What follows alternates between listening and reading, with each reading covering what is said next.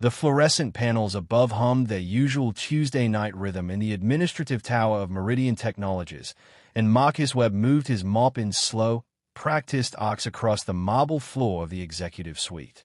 His shift started at 11, ended at 7, and in between those hours he became invisible to everyone except the security cameras and the occasional late-working executive who might glance up from their laptop long enough to step around his cleaning cart. Tonight, the hallway seemed more silent than usual. Marcus had learned to read the building's moods over his 18 months working these floors. He knew which executives stayed late because they loved their work and which ones stayed late because going home meant facing an empty penthouse.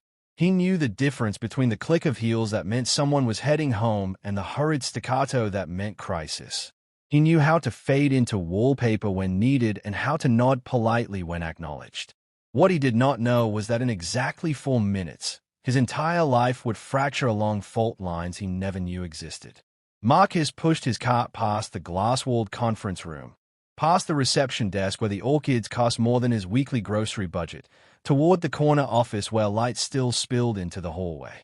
Through the partially open door he could see Catherine Holloway, the CEO of Meridian Technologies, standing with her back to the window. 50 stories below, downtown Seattle glittered like a circuit board. She was still in her meeting clothes, navy suit, heels she probably wanted to kick off. Her phone was pressed to her ear, but her face held an expression Marcus had never seen on any executive before. Not anger, not frustration, something much worse. Fear. He should have kept walking. That was the rule. You see nothing. You hear nothing. You exist in the spaces between the important moments. But then she turned and saw him through the doorway, and her eyes locked onto his with an intensity that made him freeze mid-step. She was still talking into the phone, her voice measured and professional, but her free hand came up in a gesture he almost missed. A small motion. Urgent. Her lips barely moved as she continued her phone conversation about quarterly projections and stakeholder meetings, but Marcus read the words she mouthed with absolute clarity. Save me. He's got a knife.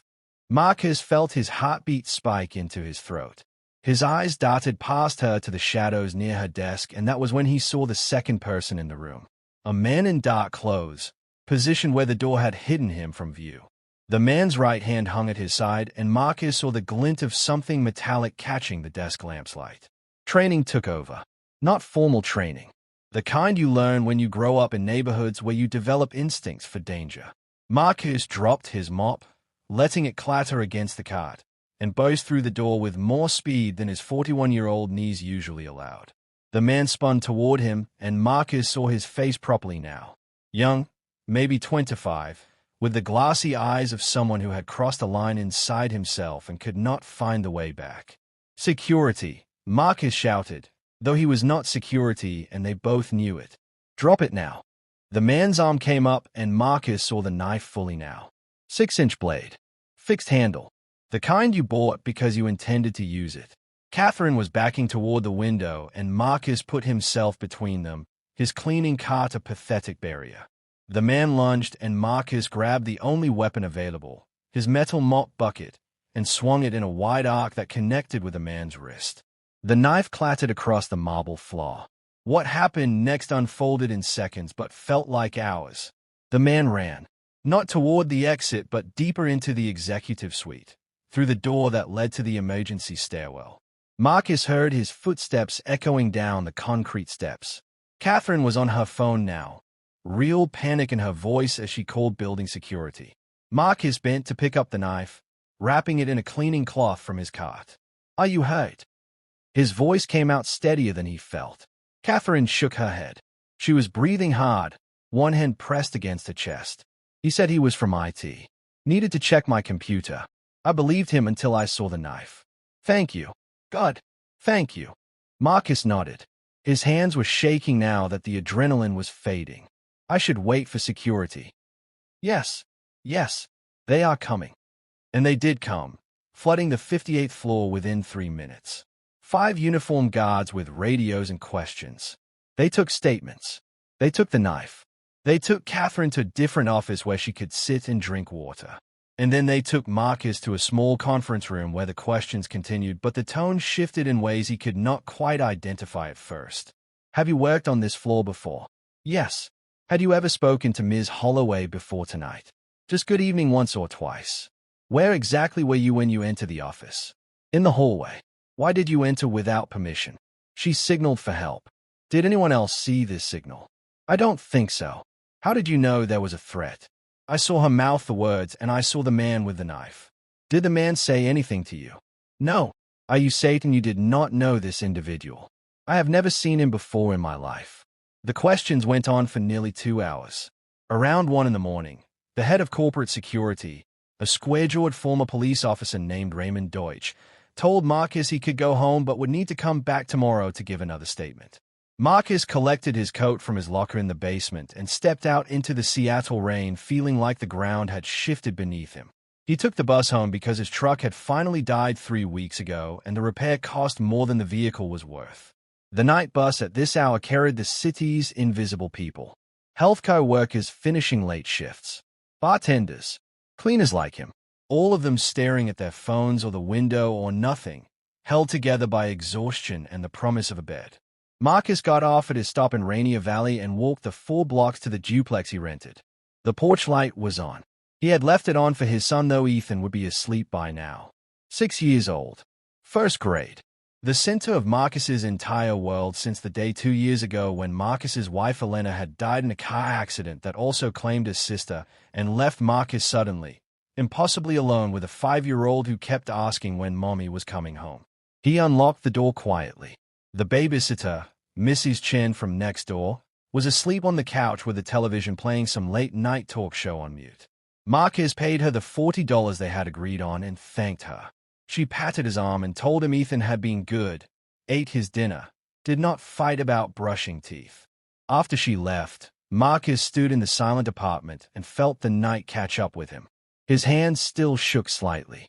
He went to Ethan's room and pushed the door open enough to see his son's small form under the blankets, one arm thrown over his head the way Elena used to sleep. Marcus felt something crack open in his chest. He had nearly died tonight. That knife could have ended him and left Ethan completely alone in the world. But it had not. He was fine. Everything was fine. If you are watching this from somewhere in the world tonight, from a place where you are working hard to hold your life together, I would love to know where you are watching from. It helps to know we are not alone in our struggles. Leave a comment and let me know what city, what country, what corner of the earth you are calling home tonight. We all need to feel less invisible sometimes. Marcus did not sleep much that night. He lay in bed and replayed those minutes in the office. Catherine's face. The knife. The sound of his mop bucket hitting bone. Around 5:30 he gave up on sleep and made coffee and oatmeal. At 7 he woke Ethan for school and they went through their morning routine. Cereal. Cartoons. Getting dressed. The walk to the bus stop 2 blocks away where Ethan climbed aboard with his backpack that was almost as big as he was.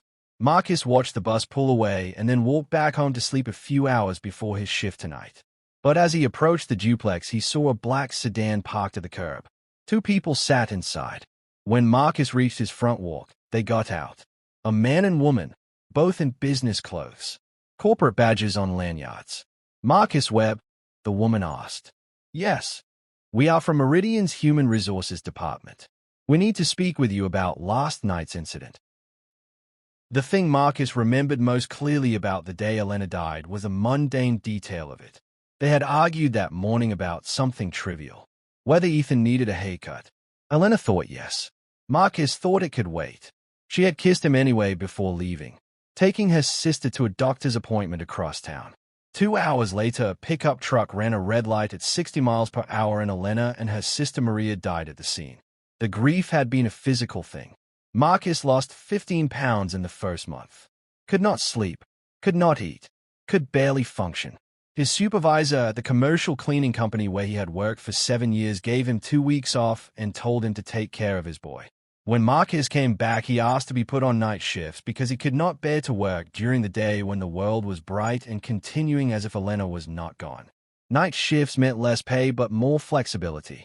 He could be there when Ethan woke up. Could make breakfast. Could walk him to school. Could sleep a few hours in the middle of the day and be there when Ethan came home. Could make dinner and do homework and bedtime routine. could lean on neighbors and the occasional babysitter to cover the hours between 10 at night and 7 in the morning. It was not the life he had imagined. Marcus had gone to community college, had plans once. But Elena got pregnant and they got married and plans changed, and then life became about making it work and making it through. After Elena died, those dreams felt even more distant. Now it was just about survival. Keeping Ethan fed and safe and loved. Keeping the rent paid and the lights on. The Meridian contract was good because it was steady and they paid $2 more per hour than Marcus's previous site. He had been grateful to get assigned there. The building was clean and modern. Security was professional. The executives mostly ignored him, but occasionally someone would say thank you or good evening, and Marcus would feel briefly visible. Now he sat in his own living room while two HR representatives explained that his employment was being terminated effective immediately. "I'm sorry," Marcus said, certain he had misunderstood. "You are firing me." The woman, who had introduced herself as Patricia Vance, kept her expression neutral. "We are ending your contract with Meridian Technologies." "Yes." "Because I stopped someone from attacking your CEO." "Because you violated several company policies," the man, Gerald something, said. He had a tablet and he read from it like he was ordering lunch. "You entered an executive office without authorization. You engaged in physical altercation on company property. You handled what is now evidence in an ongoing investigation. And multiple employees have come forward with concerns about your behavior." Marcus felt the room tilt. "What concerns?" "You have been observed loitering near executive offices, making unwanted conversation. One female executive reported feeling uncomfortable with how often you appeared near her workspace." "I cleaned those offices. That is my job. I am assigned to that floor." Patricia's face remained a mask. "We take all safety concerns seriously, Marcus. Given the nature of last night's incident and the allegations that have come to light, we cannot continue your employment." "Allegations? What allegations?" "I stopped a man with a knife. Security footage shows you entering Ms. Holloway's office and engaging in physical confrontation. The individual you claim was an attacker has not been located. There is no record of anyone matching his description entering the building last night." Marcus stared at them. "Catherine saw him. She called for help. Ms. Holloway was understandably traumatized by the incident and her recollection is being carefully reviewed. What is clear is that you entered her office without permission and created a violent situation. We cannot employ someone who poses a potential threat." The words landed but did not make sense. Marcus looked from Patricia to Gerald and back. "You think I attacked her? She asked me to save her." "We are not making accusations," Patricia said carefully. "We are simply ending an employment relationship that is no longer viable. You will receive payment for hours worked through last night. Your access badges have already been deactivated. We need you to return any company property you may have." Marcus pulled his badge from his wallet and handed it over. The laminated card with his unsmiling photo. Marcus Webb, contract maintenance staff. He had been proud of that badge 18 months ago. Proof of employment at one of Seattle's premier tech companies.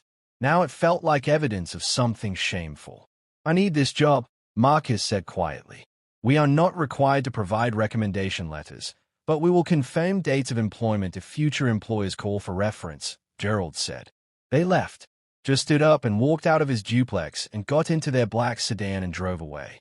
Marcus sat on his couch in silence. The television was still on mute from last night. Some morning show with people laughing about something. He called his supervisor at the cleaning company. Got voicemail. Left a message. Called back. Same result. Finally sent a text. "Please call me. Urgent." The response came 20 minutes later. Not a call. A text. "Meridian ended contract. Nothing I can do. We'll reach out if other positions open." Marcus read the message 3 times. Then he called Catherine Holloway's office number. The receptionist answered and told him Ms. Holloway was unavailable. Marcus explained who he was and why he needed to speak with her. The receptionist said she would pass along the message. She did not sound like she would pass along the message. By noon, Marcus had called 4 other cleaning companies he had worked with over the years. 2 did not have openings. One said they would keep his resume on file. One agreed to an interview next week for a position that paid $3 less per hour and required a car he did not have. He picked up Ethan from school at 3. They walked home together and Ethan talked about his day. Reading group. Playground. The new boy who brought Pokemon cards. Marcus made the appropriate sounds. Inside he was calculating. $200 in checking. Rent due in 12 days. $850. Utilities. Groceries. The phone bill. The balance on Elena's medical bill from the accident that still came every month like clockwork. If you are still watching, if this story has reached you wherever you are sitting right now, I want you to know something. Stories like this happen every day in ways both large and small. People who do the right thing and pay the price. People who become invisible until suddenly they are too visible. If this story matters to you, if you believe it deserves to be heard, please take a moment right now to like this video. Leave a comment below about your own experiences or just to say you were here. Subscribe to this channel so you see what happens next because this story is far from over. Share this with someone you think needs to hear it. Check the description for resources and ways to help. Every action you take helps stories like Marcus's reach people who have the power to change things.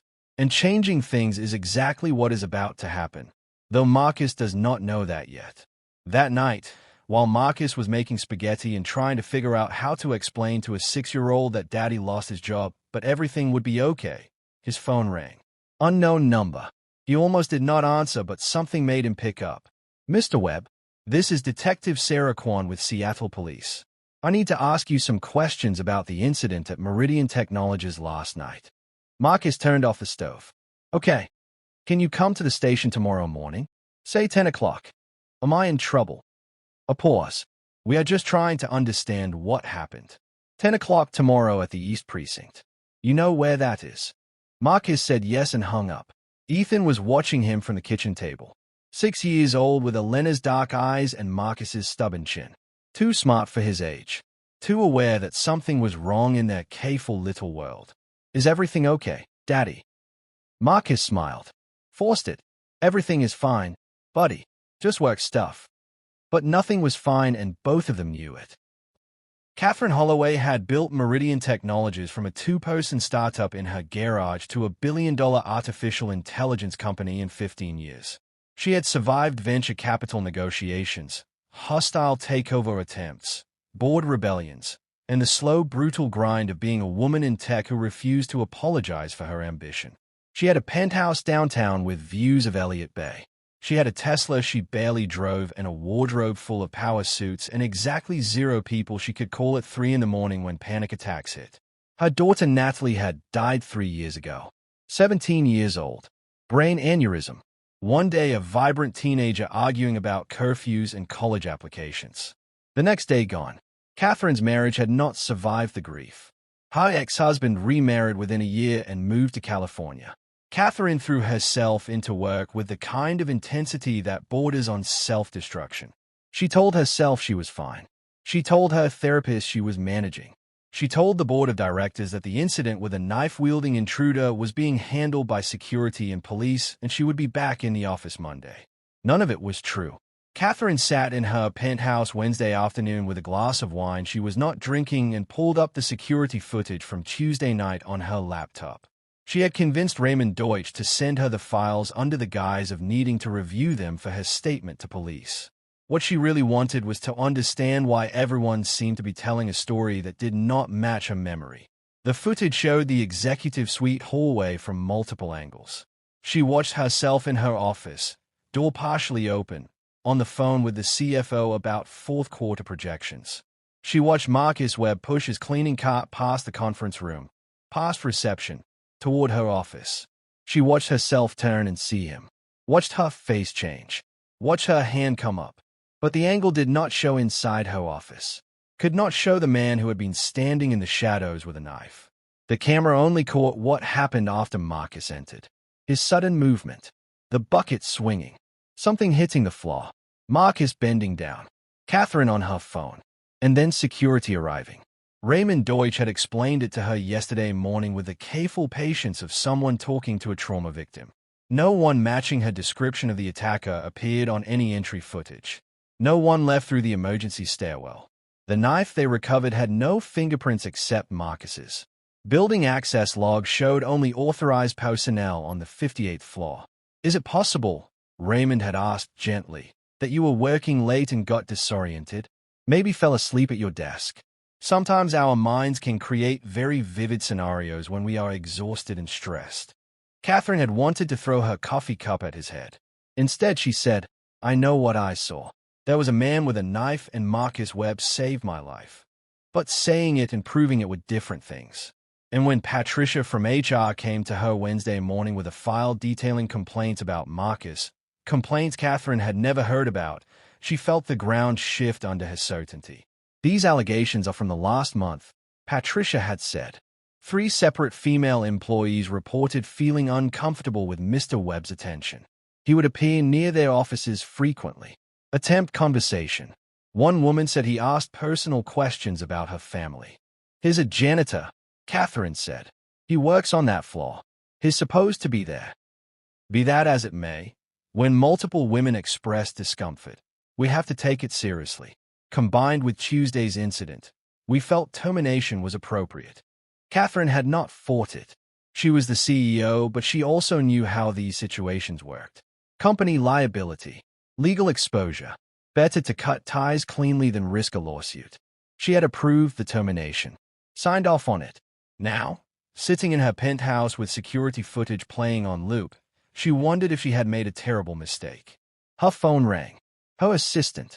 Catherine, there's a Detective Kwan here to see you. She says it's about Tuesday night. Send her up. Detective Sarah Kwan was in her late 30s, hair pulled back in a practical ponytail, wearing slacks and a blazer that had seen better days. She accepted Catherine's offer of coffee and sat across from her in the penthouse's living room with its floor-to-ceiling windows and Danish modern furniture that cost more than most people's cars. Ms. Holloway, I need to ask you some questions about Marcus Webb. Catherine set down her coffee cup carefully. What kind of questions?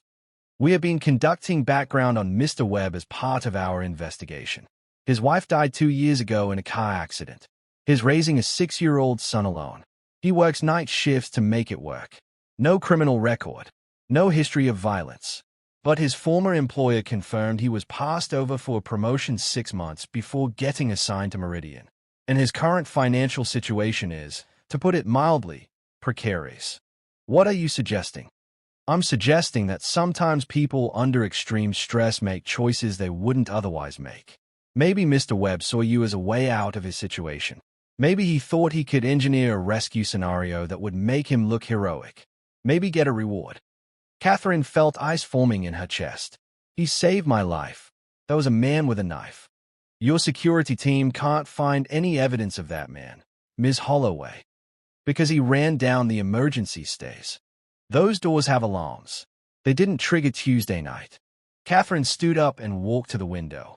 50 floors below, Seattle went about its business. Cars and people, and all of them living their complex, messy lives.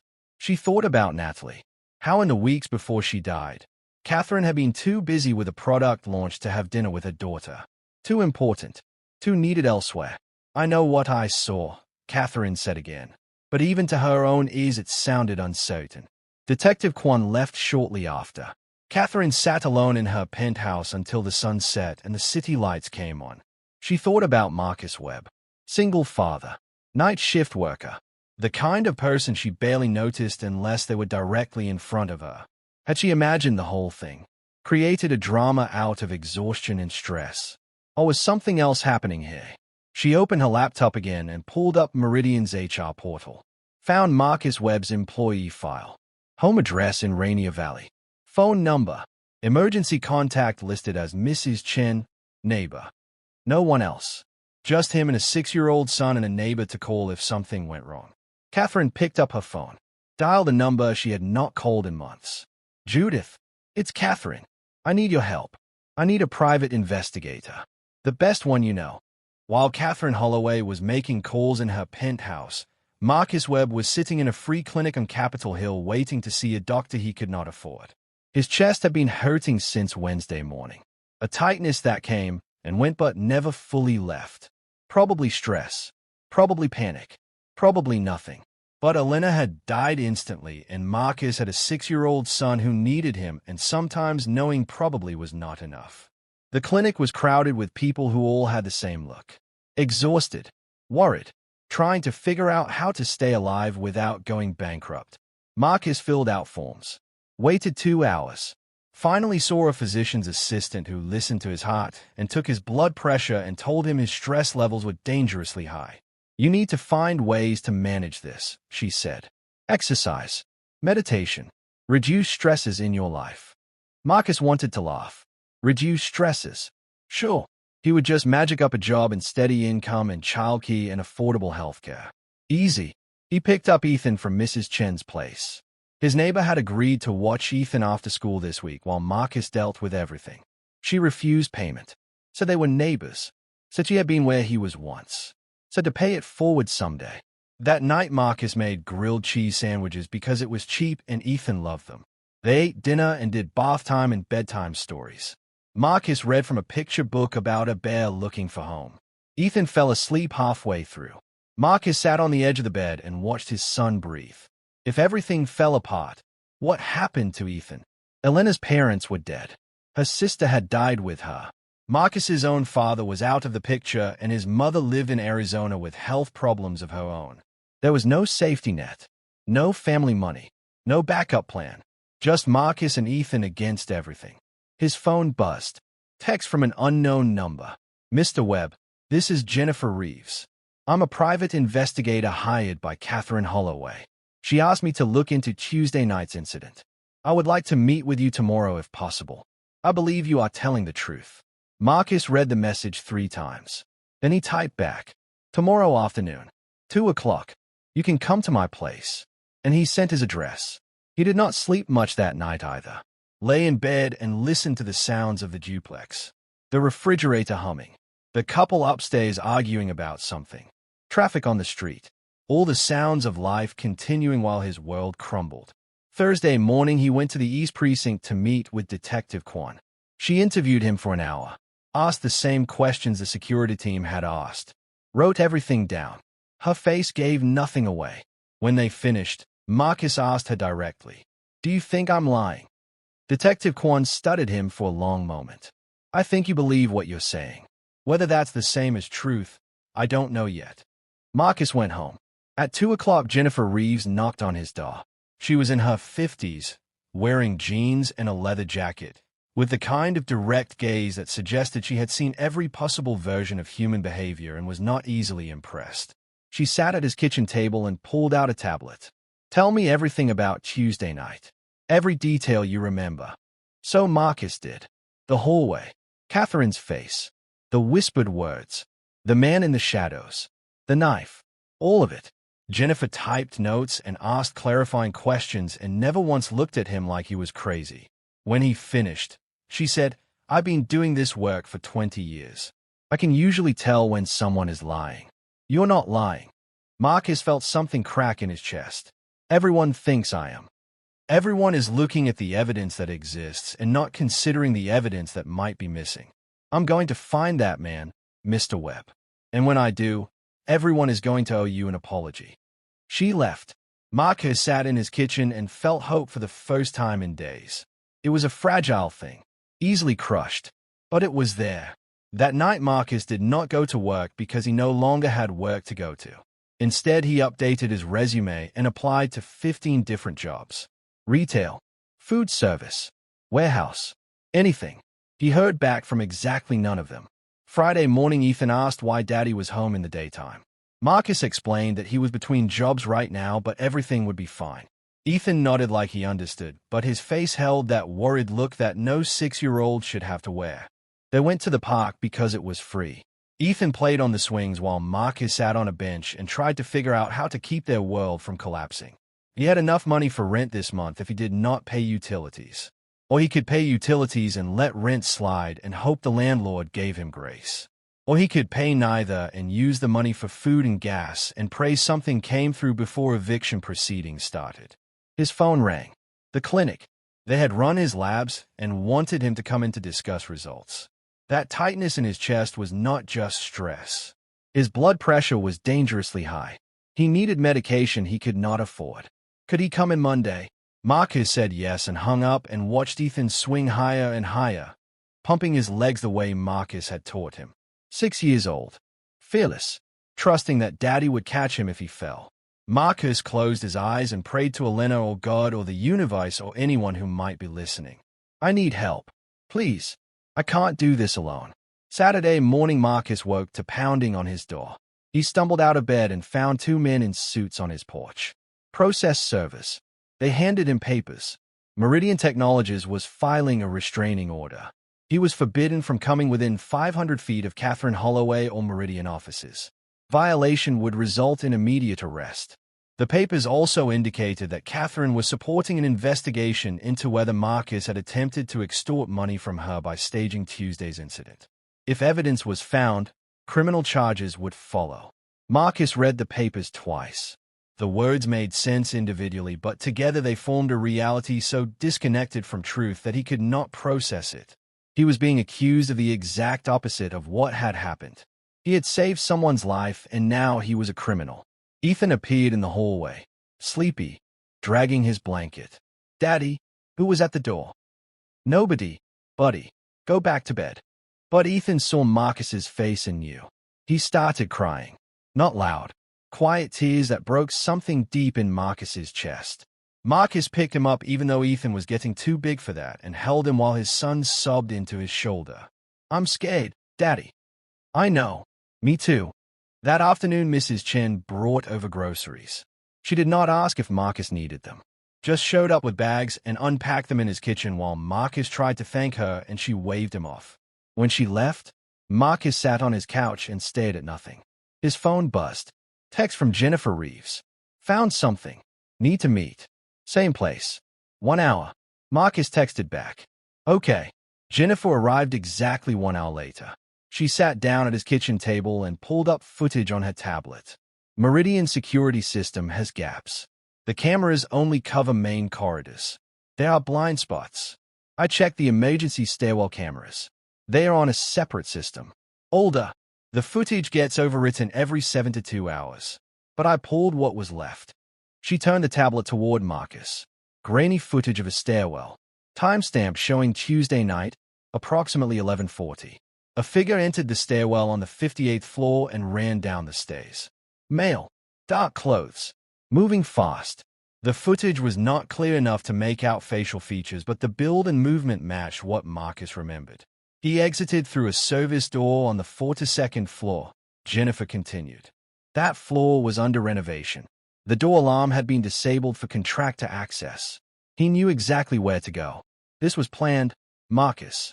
Someone wanted to hurt Catherine Holloway, and they planned their escape route in advance. Marcus stated the footage. Can you prove it's the same person?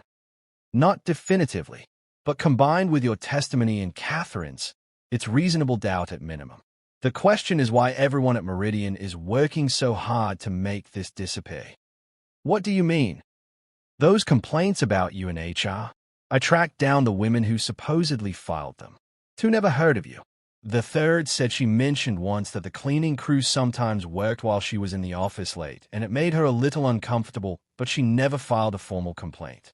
Someone manufactured a paper trail. Marcus felt cold. Why would they do that? That's what we need to find out. Jennifer left with promises to keep digging.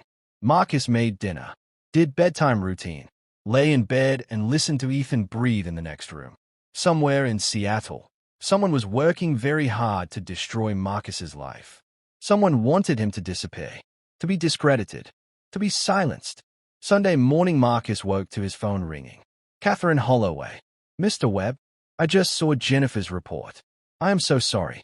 I'm going to fix this. They say you filed a restraining order against me. I didn't. My head of security did it without my approval. I'm having it withdrawn immediately. Marcus, I believe you. I know what happened Tuesday night. Someone is trying to cover it up, and I'm going to find out who. Why do you believe me now? A long pause. Because Jennifer found the footage. And because I've spent the last 5 days questioning my own memory and sanity, and I realized that's exactly what someone wanted me to do. Make me doubt myself. Make you look unstable. Make the whole thing go away. But it's not going away. I promise you that. She hung up. Marcus sat in his quiet apartment and felt the fragile hope from earlier solidify into something stronger. Someone believed him. Someone with resources and power believed him. Maybe this nightmare had an ending after all. Monday morning, Marcus got a call from the cleaning company. They had a position available. Night shift at a hospital campus. 4 nights a week. Pay was lower than Meridian, but it was something. Marcus took it. He also got a call from Jennifer. She had found the man from Tuesday night. His name was Ryan Kowalski, 26 years old. History of mental health issues. And, most importantly, a cousin who worked in Meridian's IT department. A cousin named Gerald something from HR. Gerald Morrison, Jennifer said. Is Patricia Vance's deputy. He's the one who filed the fake complaints about you. He's the one who pushed for your termination. And he's the cousin of the man who tried to kill Catherine Holloway. Why would he do that? I'm working on that part. But Catherine is bringing this to the board today. And she's also making some calls to fix the damage done to you. That afternoon, Marcus got an email from Meridian Technologies, apologizing for the wrongful termination, offering back pay, offering a settlement, offering a personal apology from Catherine Holloway. Marcus read it 3 times. Then he called the number at the bottom of the email. Catherine answered on the second ring. I'm sorry, she said, for all of it. You saved my life and my company tried to destroy yours. I'm going to make it right. How? For starters, that settlement offer is just the beginning. I'm also going to make sure you never have to work night shifts again unless you want to. I'm going to make sure your son has everything he needs. And I'm going to find out why Gerald Morrison wanted me dead. If you have made it this far in this story, you are witnessing something important. You are watching what happens when truth fights back against lies. When the powerful choose to use their privilege to help instead of harm. This moment right here, this is why stories matter. They show us what's possible. If this story has moved you, if it's made you angry or hopeful or determined to see justice done, then do something with that feeling right now. Like this video, comment below with your thoughts. Subscribe to see how this story ends. Share it with someone who needs to believe in justice today. Check the description for ways to help people in situations like Marcus's. Every action you take sends a message that stories like this deserve to be heard and people like Marcus deserve to be believed. The next chapter is where everything comes together, but we need you to be part of this. We need your voice added to the chorus demanding that good deeds stop being punished and invisible people stop being erased. Marcus hung up and sat in silence. He thought about Elena, about how she had always believed in people's basic goodness even when the world gave her reason to doubt. He thought about Ethan, who would come home from school in 2 hours expecting dinner and homework help and bedtime stories. Normal things. Things that required a father who had not been crushed by the weight of injustice. And he thought about Tuesday night, that moment when Catherine Holloway's eyes met his and she mouthed those words. Save me. He had not thought, had not hesitated, had just moved. Maybe that was worth something after all. Gerald Morrison had worked at Meridian Technologies for 6 years. Started in IT support. Worked his way into HR. Made himself indispensable by being the person who handled delicate situations quietly. Problem employees. Awkward incidents. Things that needed to disappear without fuss. He was good at making things disappear. His cousin Ryan had always been troubled. Mental health issues that started in high school and never really resolved. In and out of treatment. Good months followed by bad months. Gerald had tried to help over the years. Paid for therapy when Ryan's insurance lapsed. Let him crash at his place during rough patches. Tried to be family. 3 months ago, Ryan had become convinced that Catherine Holloway was responsible for his sister's death. Ryan's sister had worked at a Meridian subsidiary that was shut down 2 years ago. She lost her job, fell into depression, killed herself. Ryan blamed Catherine, blamed the company, blamed everyone except the illness that had taken his sister. Gerald had tried to talk sense into him. Failed. Ryan became obsessed, started planning, and Gerald, in a moment of weakness or misguided loyalty or simple stupidity, had helped him. Gave him information about the building, about security rotations, about renovation areas where cameras did not reach. Told himself he was just letting Ryan vent, that it would never actually happen. But Tuesday night it did happen and everything went wrong. Ryan lost his nerve, got caught, ran, and then there was a witness. A janitor who had seen everything. Gerald panicked, convinced Patricia to help cover it up, manufactured complaints, pushed the termination through, hoped it would all blow over. Except Catherine Holloway was not letting it blow over. And now there was a private investigator asking questions. And the janitor had lawyered up. And the whole thing was unraveling faster than Gerald could contain it. Monday afternoon, Catherine called an emergency board meeting. Gerald was not invited, but he heard about it from Patricia.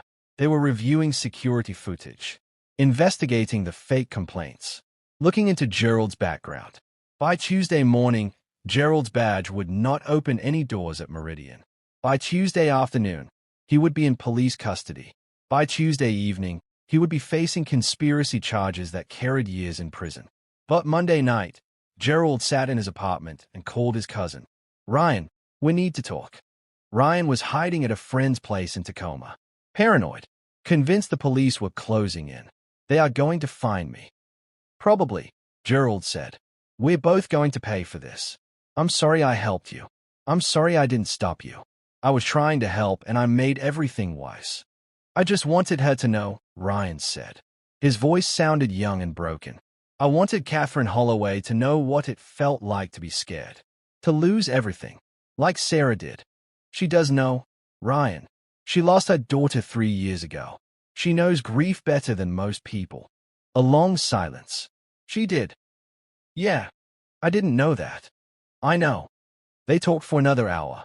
Two people who had made catastrophically bad choices trying to figure out if there was any way forward. There was not. The consequences were coming. All they could do was face them. Tuesday morning, both Gerald and Ryan turned themselves in, gave statements, explained everything. The police arrested them and charged them and processed them into the system that would determine their punishment. That same Tuesday morning, Catherine Holloway knocked on Marcus Webb's door. She was not in a power suit, jeans and a sweater, hair down, looking more human than she ever had in her office. "Can I come in?" Marcus stepped aside. Catherine entered the duplex and looked around at the space where Marcus and Ethan lived their lives. It was clean but worn. The furniture was old but cared for. Children's drawings covered the refrigerator. Pictures of a woman Marcus had loved and lost. "That's Elena," Marcus said. "My wife. She was beautiful." "Yeah." They sat at the kitchen table. The same table where Jennifer had shown him the security footage. Where he had opened restraining order papers. Where he had read the settlement offer. "I'm sorry," Catherine said.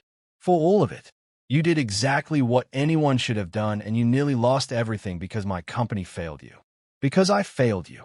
Marcus did not know what to say, so he said nothing. "I want to make things right," Catherine continued. "The settlement offer is real. $50,000 for wrongful termination and emotional distress. But I also want to offer you a job. A job.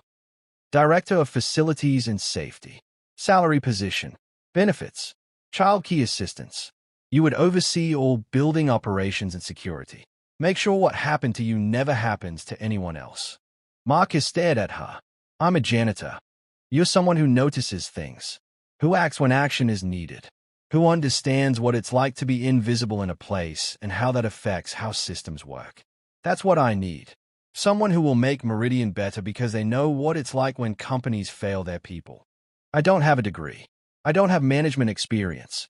You have something better. You have perspective. And you have courage. That's worth more than any MBA." Marcus felt tears threaten and fought them back. "Why are you doing this?" Catherine's face shifted into something raw. "My daughter died 3 years ago. Brain aneurysm. 17 years old. I was working late that night. Always working late. She died and I wasn't there. I threw myself into work even harder after because if I stopped moving I would have to feel it.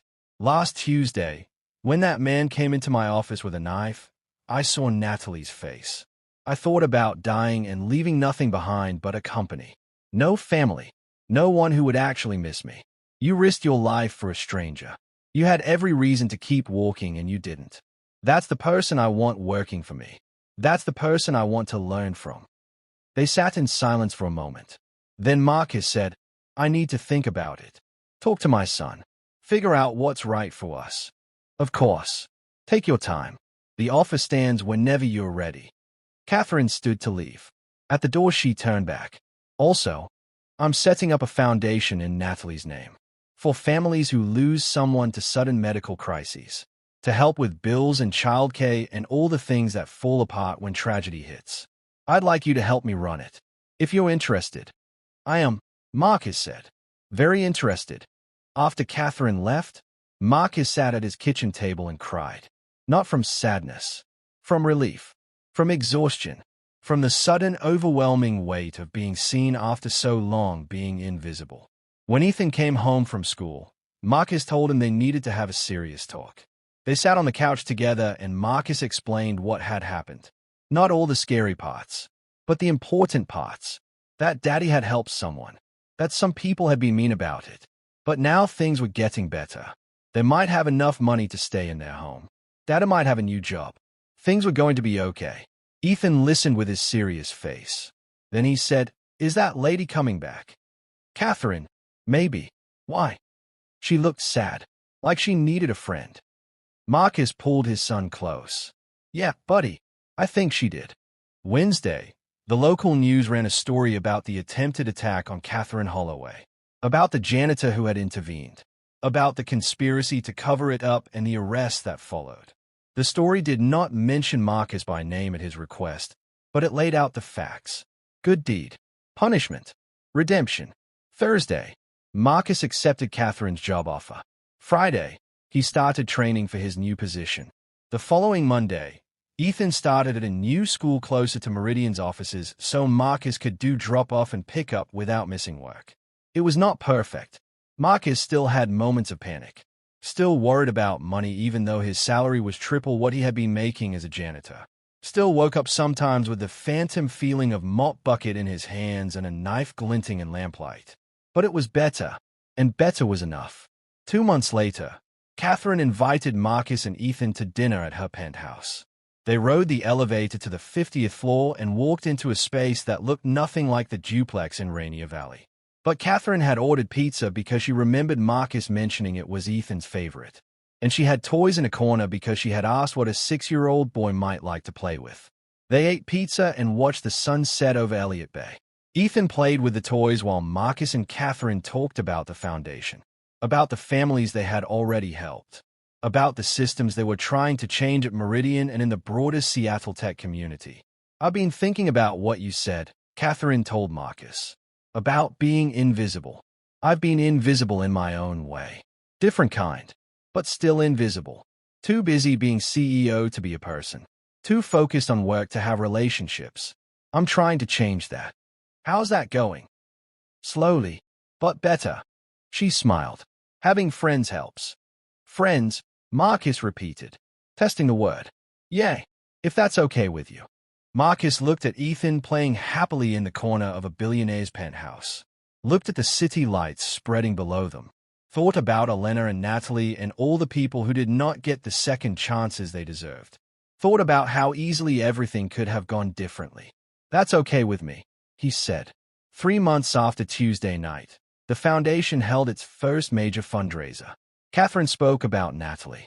Marcus spoke about Elena and about the countless families struggling in silence. They raised $2 million, used it to help 40 families facing medical bankruptcy.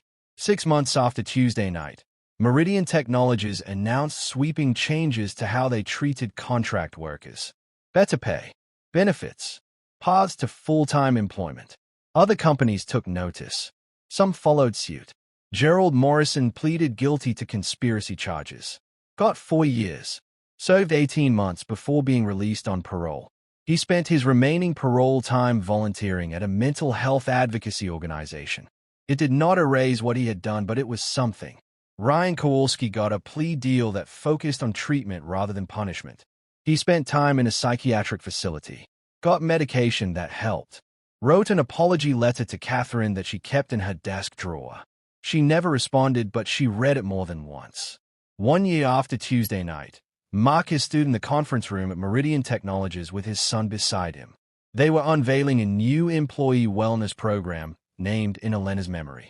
The Elena Webb Employee Support Program would provide emergency financial assistance, mental health resources, and childcare support for any Meridian employee facing crisis. Catherine stood with them. She had lost weight in the last year, looked healthier, smiled more, had started dating someone recently. A writer who worked from a coffee shop downtown and did not care about corporate valuations or market share. "I want to thank Marcus Webb," Catherine said to the room full of employees and press, "for reminding me that heroism is not a single moment. It's a choice you make every day to see people who are invisible, to act when action is needed, to believe that one person can make a difference. He saved my life in that office. But more importantly, he saved it after, by showing me what actually matters." People applauded. Cameras flashed. Marcus felt uncomfortable with the attention, but Ethan tugged his hand and grinned up at him with pride. Elena's son, 6 years old going on 7, growing up in a world that was slightly better because his father had not kept walking when someone needed help.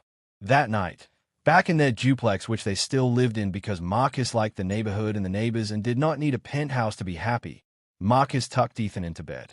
They read a story about a bay finding home. When Ethan fell asleep, Marcus went to his own room and pulled out the box of Elena's things he kept in the closet. Pictures, letters, the watch she had been wearing the day she died. He held the watch and whispered to her, told her about his year, about Catherine and the foundation and the new job and all the ways their lives had changed. Told her he missed her every single day but that he and Ethan were okay. They were going to be okay. In the morning, Marcus would go to work at a job where he was valued and seen. He would drop Ethan at a good school. He would help families facing impossible choices. He would have lunch with Catherine and plan the next fundraiser. He would pick up Ethan and make dinner and do homework and bedtime routine. Normal things that had once felt impossible and now felt like miracles. But tonight, Marcus sat in the quiet of his small home and felt grateful. For second chances. For people who believed him when belief was all he had. For the courage to not keep walking when someone whispered for help. Outside, Seattle went about its business. Millions of people living their complex, messy, beautiful lives. Some of them invisible. Some of them struggling.